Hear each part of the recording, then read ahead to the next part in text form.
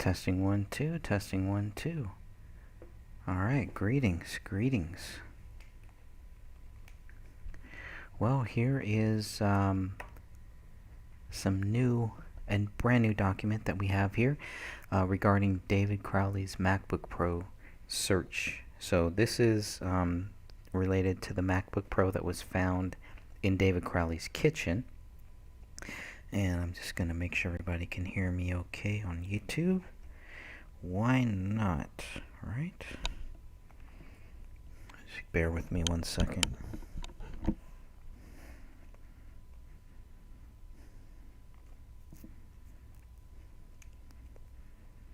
Test 1 2. All right, sounds pretty good. All right, so this is a brand new document that we have here. It's 317 pages, and this goes through all of David Crowley's MacBook Pro search history. Lots of stuff here. It also talks about any device that is connected to the MacBook Pro, and there is a lot of interesting stuff here.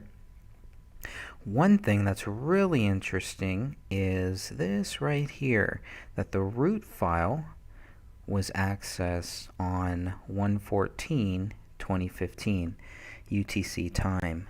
So still trying to understand what that means, because obviously nobody should have accessed this on 1/14 unless it's related to an auto backup or something like that.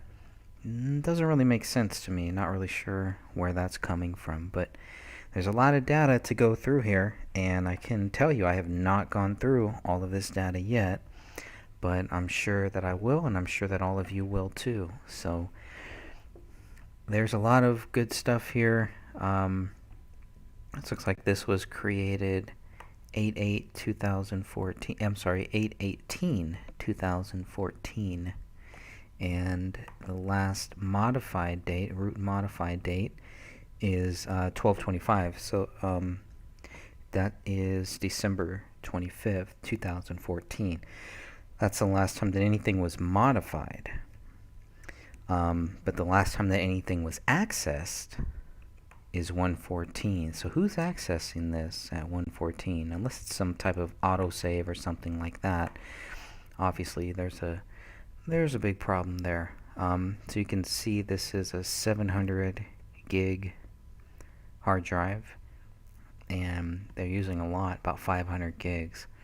And a lot of it is movies, more of it is graphics, emails, a lot of emails on here too, and a lot of documents. The disk images is also interesting because there are 7 of those disk images. Let me just try to make this just a little bit bigger for people to see. But for anyone who is a hacker or knows about computer software, all of that good stuff, let me know what you think about this root file access date. I think that's going to be a big one that we're going to go over in the future. I've already talked to a couple people, so I'm hoping to hear some more views on that. But if you look at the application artifacts, you get a pretty good idea of some of this stuff, and the archives too. And when the iPhone was last connected, and of course we need to cross-reference to make sure that this is they're talking about David's iPhone and not Kamel's. But you can also see when that was last connected was in October. There you go. So a lot of good data here. I've skimmed through a lot of this. There are some very interesting searches. You finally will see David Crowley's last searches, what he's searching, what he's looking at. Obviously, one of the things that stuck out to me was the paranormal psychology. I found that pretty interesting. He's looking at things about how to delete a Facebook page, how to edit it, who can see it, who can administer it. And he's looking at Kamel's page at the same time, so I'm not really sure if some of his searches are related to looking at the access for Kamel's page, which it seems like only he and her, only David and Kamel would have access to. But he is really looking at the Gray State pages and looking at who has access and what they're doing. So he's looking at a lot of that stuff, and I'm just curious if he's wondering about the admins for the Gray State pages and how to get rid of some people. Can only really speculate on that one, but let's look at the most recent documents. So the most recent document is Crowley memory, and then the myth. Now the myth one, and again, this is for David Crowley's laptop on the kitchen island that was found in his house that said, "I have loved you with all of my heart." It was open, etc., etc. So it was open to this Word doc, not really a Word document, but the equivalent of a Word document on a Mac. And the title of that document was called Myth, and inside of Myth is where he writes, "I have loved you all with all of my heart." Now, I have still not seen a clear picture of that text document, but it's definitely there. It's definitely here. So you all have access to it now. If you want to get access, I'm going to add this to the Justice for David Crowley and Family Facebook group as soon as I can. You can also go to my website, thegraystage.wordpress.com. Scroll down, it'll be the first document that you see there, and you can access that document at any time. Again, just go to thegraystage.wordpress.com, scroll down, and you'll see it. I've now added it. It's the very first one here, David's MacBook Pro search history. So please feel free to go through that. Let me know what you think about that, what you think about these documents. But looking at the most recent documents here can also tell different, you can get a lot of interesting data from that too. And of course, we have the 725, the Gray State deal memo. That's another big one right here. The Gray State, the Rise co-production agreement. Wonder what that one is more about. I'm not too familiar with that one. Final Clean GS FMF change contract. So another change contract. And then BGS, not really sure what that is, another change contract. Hothead Gray State Danny Mason agreement, so that's pretty interesting. Then there's this one called Mythos, which is pretty similar to Myth, but it's Mythos. So I wonder if Mythos is like an earlier version of Myth. I'd be curious to see what's inside of there. So again, this is the search history, not the actual documents of it, but just looking at this, I'm pretty sure you'll be able to dig a lot deeper, and hopefully you can find some things. And please share those in the group. Please feel free to share those in the comments too. I just thought that I would break in here live for a couple minutes. I know there's some people in the chat room, so thank you all for joining me. If you have any questions or anything like that, we'll be doing a few more live shows just like this. But again, I just wanted to just kind of break in here for a couple minutes and just let people know. If you don't know, if you haven't had time to check the Facebook group, Justice for David Crowley and Family Facebook group, you will be able to find those documents in there as well. So that's what's coming out next. The Crowley memory is pretty interesting. This one here too, MS Word doc with listing link. So I'm curious what the listing link kind of makes me think of, like a real estate listing. So I'm curious to hear people's thoughts on that one as well, because I don't know. Now the application artifacts, you can see lots of documents, lots of things. So we'll see what comes out of that. But lots of good stuff in here, and I know the more people that are looking into it, the more we'll be able to really go through this stuff and find anything, find a lot of stuff. I believe we'll find a lot of stuff that will help prove David Crowley is not guilty, simply by the fact that you're not going to find anything in here that shows that he is. I mean, that's clear. The police have made that clear. They went through all of this through his MacBook Pro, didn't find anything that would help them understand why David Crowley was guilty. So the last running apps is also pretty interesting. The preferences, the Apple preferences to be one of the last things, Apple Mobile Mail, and then the Apple Camera as well. That's pretty interesting stuff. So lots of stuff related to the mobile phone, the Dropbox as well. Those are the last things that were running.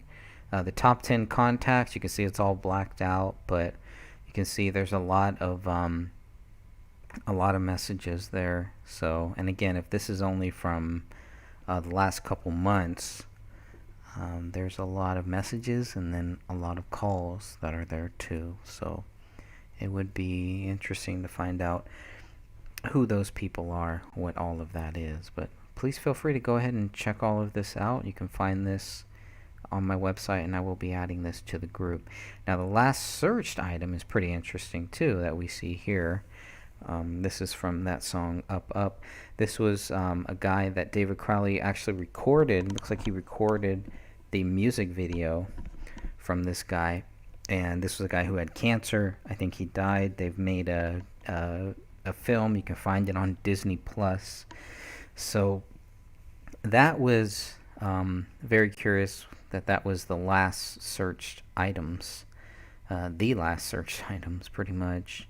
So the map search is redacted, so we don't know what's in that map search, but searching for something.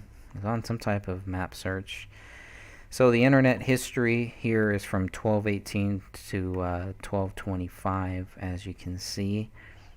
And again, there's just a lot of data to go through, and a lot of stuff may not make sense to some people, and to other people they will be a very good cue. So just going from here, starting at, if you start at page 7, then you can kind of go through the internet history from 1218 to 1225. And yes, there's some very, very interesting, creepy stuff here, in my view. So I'll be curious to hear what everybody thinks about this.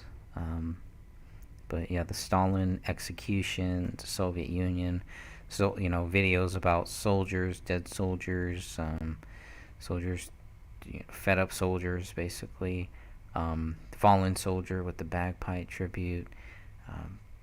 And it's nice because it gives you the date, and in most of the time it gives you a real link that you can go and actually look at. So there's a lot of homework for us to do. Thankfully, they add the title, so if you don't want to put in every single YouTube URL, generally you'll find whatever the title is, and that's usually what it is. And several of these titles will be the same, but the most important thing here, pay attention to the title, pay attention to the URL, and pay attention to the last visit. And that's going to give you, and also you have to cross-reference UTC time to Minnesota time, because there is a difference there. And a lot of interesting stuff here. This is another good one. New release tapes reveal 9/11 horror. Is this real? I mean, it's just on and on and on like this. Soldier dies, little brother, sister, mother, dad sing, Beach Boys, Dylan reference. So, and it is all kind of in order from that point as well. But I mean, just look at all this. Look at all this. Even if you just go down to the very, very, very last page here. It gets into things that were created and modified, but then accessed. So you can look at with this day one journal here, between August 12th to September 4th, you can see the created date 9/4. The modified date was 9/4, but the access date is 12/25. So you're going to see a lot of that type of thing with the day one journal that is mentioned here. So I don't know. A lot of these things are accessed. I don't know what that means. That could be a backup. Obviously to back these files up, they have to be accessed at that time. So maybe that's what we're seeing here, why we see dozens and dozens of pages of all of these day one journal files that are created and modified at the same time, but the access date is 12/25, 1935-07. 1935-07. That's a sync is what it looks like. to me. I mean, 1938, oh 08, maybe. I don't know. I don't know. We'll have to see about that. But some of it could be async, especially if there's things happening at the same time. But we'll see. So there's there's a lot of data to go through. A lot of these day one journals that are mentioned here too. It is a big part of this whole file of this document here. So I do hope this helps all of you fellow researchers. I'm going to go ahead and jump off here, but just wanted to let everybody know who hasn't had a chance to look at the group yet. These files will be added there. These files are on my website, and you can access these files there. These files are 317 pages, so check this out. Let me know what you think. Leave some comments here. Leave them in the group, and like I said, we'll definitely be doing some future shows on all of this data.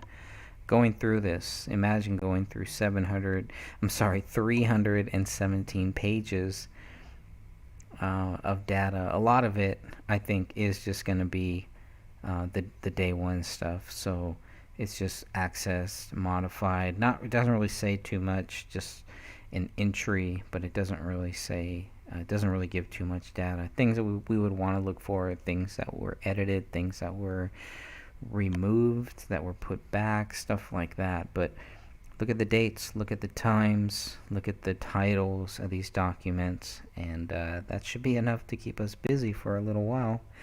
Alright, good peeps, God bless you all, and thank you again for joining me live here. Again, you can access these documents on my website, thegraystage.wordpress.com. Hopefully we can get this up at Dan Hennon's site as well, uglytruth.info, and we will definitely add those to the Justice for David Crowley and Family Facebook group. I'm almost certain that probably Dan, Catherine, William Rail, Sophia, I'm pretty sure they're all going to want to do their own videos on this stuff too, because there is a lot to go through. So that's it for now.